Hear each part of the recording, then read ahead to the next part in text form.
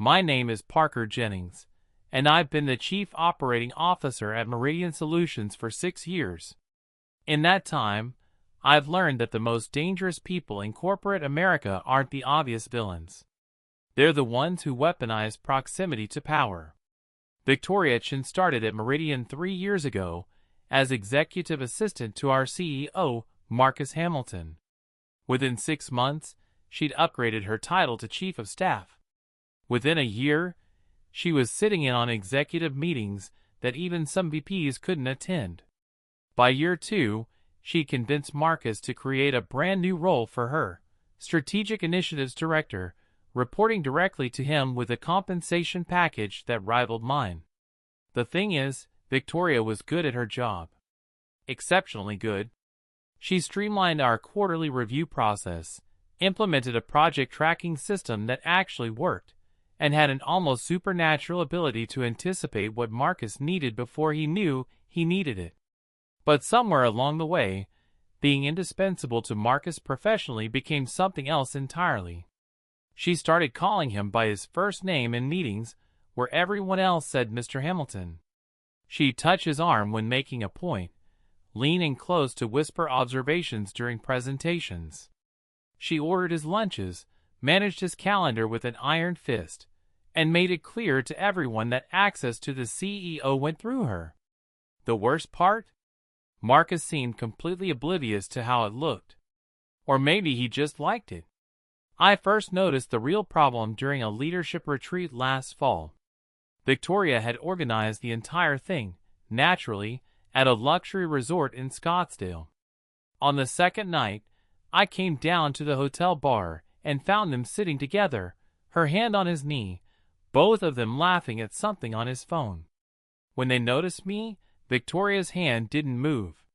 She just smiled and said, "Parker, come join us. Marcus was just showing me photos of his new boat." His wife Elena wasn't at the retreat, of course. She never came to company events anymore. I'd known Elena for 8 years, since before Marcus became CEO.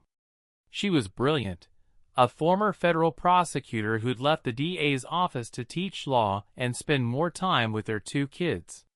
The few times I'd seen her recently, she'd looked tired. Worn down? The real issue started 3 months ago when Victoria began referring to herself as Marcus's work wife, openly. Not as a joke. As a title. She'd introduce herself to clients that way.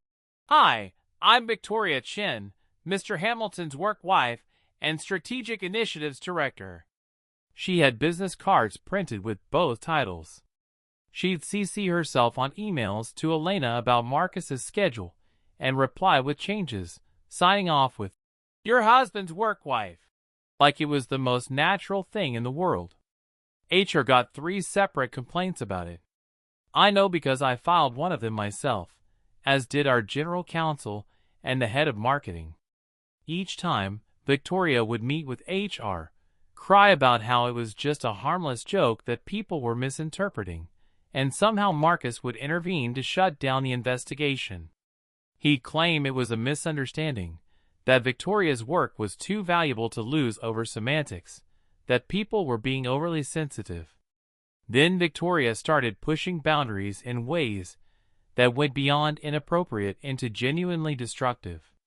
She blocked Elena from Marcus's calendar entirely, claiming his work schedule needed protection from personal interruptions. When Elena called the office trying to reach her own husband, Victoria would put her on hold indefinitely or take messages she never delivered.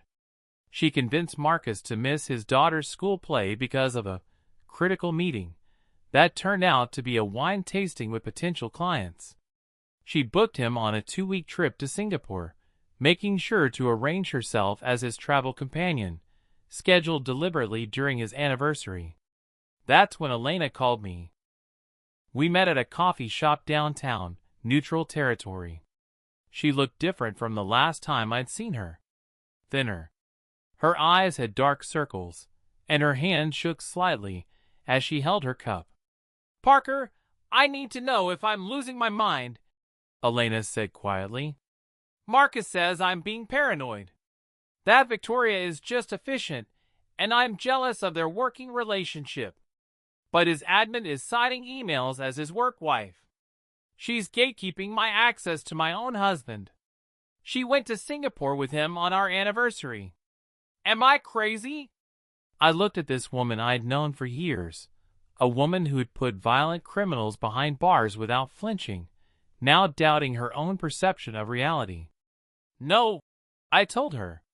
You're not crazy. And you're not alone. Half the executive team has complained about Victoria's behavior. But Marcus won't hear it. Elena was quiet for a long moment. Then she asked, "Is he having an affair with her?" That was the question, wasn't it? I'd asked myself the same thing 100 times. I'd watched them together, looking for evidence. The truth was, I didn't know. But I knew something worse. I don't think so, I said carefully. I think Victoria has convinced him that she's essential to his success, and he's so dependent on her now that he can't see how inappropriate it's become. And I think she's purposely sabotaging your marriage because she enjoys being the most important woman in his life, even if it's only at the office. Elena nodded slowly. What can I do? HR won't help.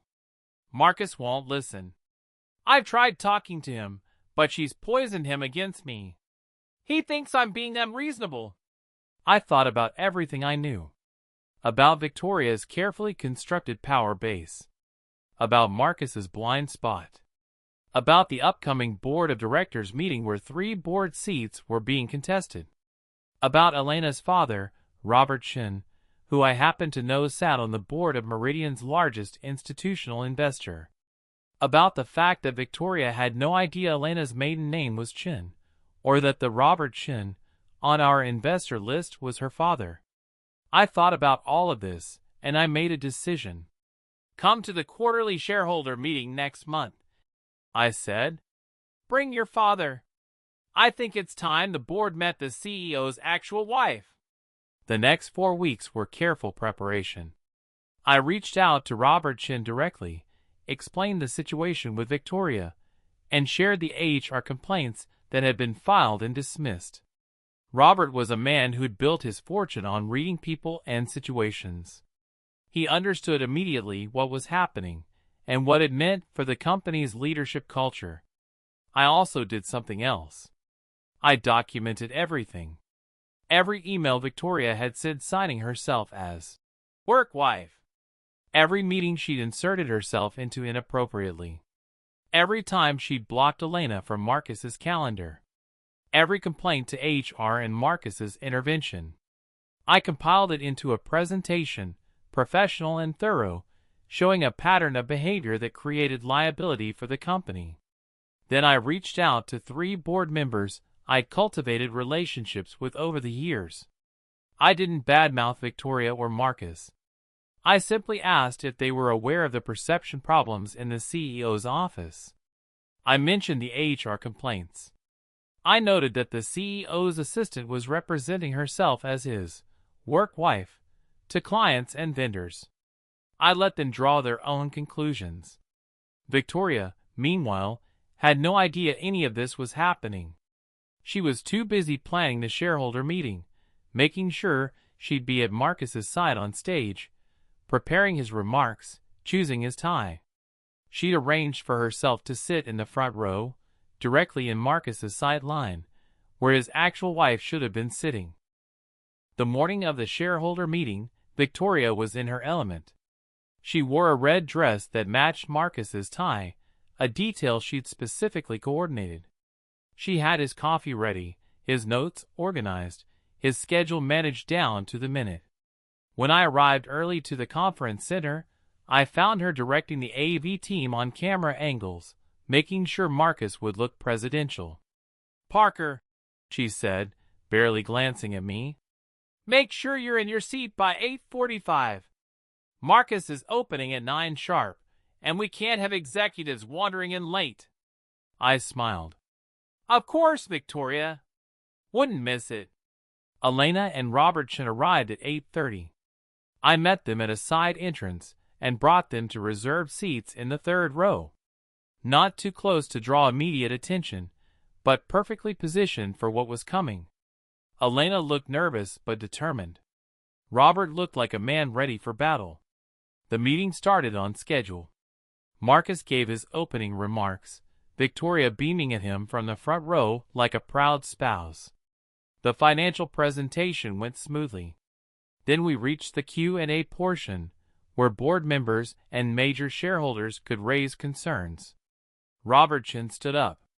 "Mr. Hamilton," he said, his voice carrying easily through the room. "Robert Chen, representing the Apex Investment Group. We hold 18% of Meridian's outstanding shares. I have some questions about executive office management and corporate culture." I watched Victoria's face. She didn't recognize the name. She was already preparing to dismiss whatever concern he raised, probably planning to pull Marcus aside afterward to explain how she'd handle it. Robert continued, "We've received information about concerning patterns in the CEO's office, specifically regarding an executive who refers to herself as the CEO's work wife, who has systematically blocked the CEO's actual wife from accessing her own husband, and whose behavior has generated multiple HR complaints that were subsequently buried. Can you address these concerns?" The room went silent. Victoria's smile faltered. Marcus looked confused, then annoyed. "I'm not sure what information you've been given," Marcus started, "but my chief of staff—" "Your chief of staff is not your wife," Robert cut him off. "Your wife is Elena Hamilton, who happens to be my daughter. She's sitting right there. The woman you've allowed your employee to systematically erase from your professional life." Every head in the room turned. Cameras swiveled. Elena stood up, and I watched Marcus's face go white as he finally understood what had been happening. Victoria shot to her feet. "This is a misunderstanding. Elena, I've always been respectful. You signed emails to me as my husband's work wife," Elena said, her prosecutor's voice cutting through the room. "You blocked me from his calendar. You sent him on international trips during our anniversary. You systematically positioned yourself as the primary woman in his life, and you did it so gradually that he didn't notice until his father-in-law had to bring it to a shareholder meeting." I stood then, pulling up the presentation on the main screen. "I've compiled all relevant documentation for the board's review. 16 HR complaints over 18 months. 37 emails from Ms. Chen signing herself as work wife. Documentation of calendar manipulation and gatekeeping behavior. Text messages to vendors introducing herself as the CEO's work wife. All of this while the CEO intervened to prevent HR from taking action." Another board member stood. "This represents significant liability. We've been worried about harassment culture, and now we find the CEO's office is the source?" Marcus was trying to form words, looking between Victoria, Elena, and the board members. "Victoria's work has been exceptional. This is being blown out of proportion. Your chief of staff weaponized her proximity to you against your actual wife," Robert said coldly. "She created a hostile environment for anyone who challenged her access to you, and you enabled it. The question now is whether this board has confidence in your judgment." I pulled up one final slide. Victoria's own email to a client from just last week, with her signature block reading, "Victoria Chen, Strategic Initiatives Director and Marcus Hamilton's work wife." Below it, Marcus's response to that email chain, with no correction, no objection, just moving forward with business as usual. "The board will need to address this," the board chair said, standing. "We'll convene an emergency session this afternoon. Mr. Hamilton, Ms. Chen, you're both required to attend. This meeting is adjourned." The room erupted in whispers. Shareholders pulled out phones. Reporters who'd been covering the meeting started making calls. And Victoria Chen, who'd spent 3 years building an empire on her proximity to power, finally understood that she'd mistaken access for invincibility. Marcus tried to approach Elena, but Robert stepped between them. "You'll speak to my daughter through lawyers until we determine how to proceed. I suggest you focus on whether you'll still have a company to run by end of business today." Victoria turned to me, her face twisted with rage and panic. "You did this. You planned this." I picked up my briefcase, perfectly calm. "No, Victoria. You did this. You just forgot that calling yourself someone's work wife doesn't make you family. It makes you the help. And the help is replaceable." I walked toward the exit where Elena was waiting with her father. Behind me, I heard Victoria desperately trying to talk to Marcus, trying to explain, trying to maintain the connection that had been her entire identity. But Marcus wasn't looking at her anymore. He was watching his wife walk away, finally seeing the cost of his blindness. Elena met my eyes as I reached her. "Thank you," she said quietly. I nodded. "Board meeting's at 3. Robert, you'll want to prepare your recommendation for Marcus's remediation plan. I took the liberty of drafting some options." As we left the conference center, I could still hear Victoria's voice rising in panic, that carefully constructed power crumbling in real time. I didn't look back. Some lessons are best learned in the moment, when everything you built on someone else's authority disappears, and you realize you never had any power of your own at all. The last thing I saw was Marcus's face as understanding finally, devastatingly, completely broke through. The realization of what he'd allowed, what he'd enabled, what he'd lost. And Victoria, still reaching for him, still trying to maintain that precious proximity, now standing in an empty conference hall with nothing left but a title on a business card that suddenly meant absolutely nothing at all.